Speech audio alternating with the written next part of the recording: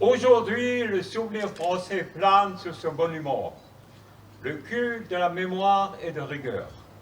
Comment peut-on rester insensible devant le symbole du sacrifice de tant de nos aïeux qui ont sacrifié leur vie pour nous ouvrir la voie de la paix et de la quiétude?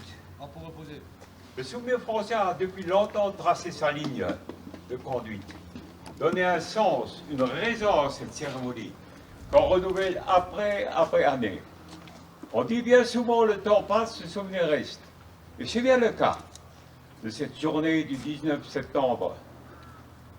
Le temps du sacrifice de tant de soldats est passé à nous de faire vivre leurs souvenirs.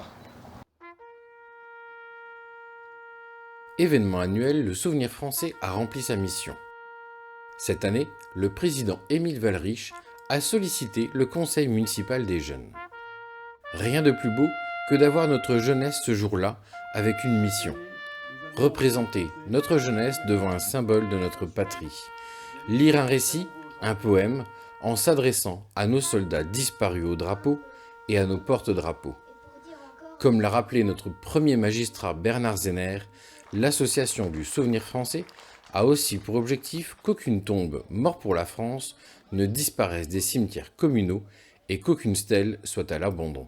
Cette ambition répond à deux réalités.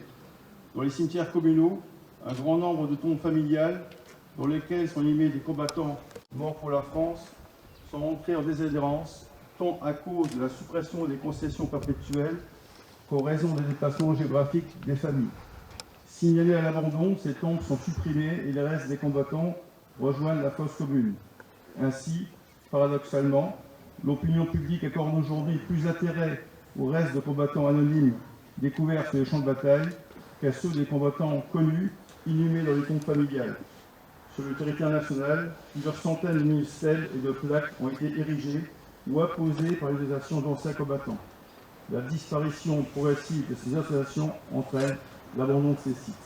La gendarmerie, le 40e régiment de transmission de Thionville, les pompiers, les jeunes sapeurs-pompiers étaient présents pour honorer le souvenir.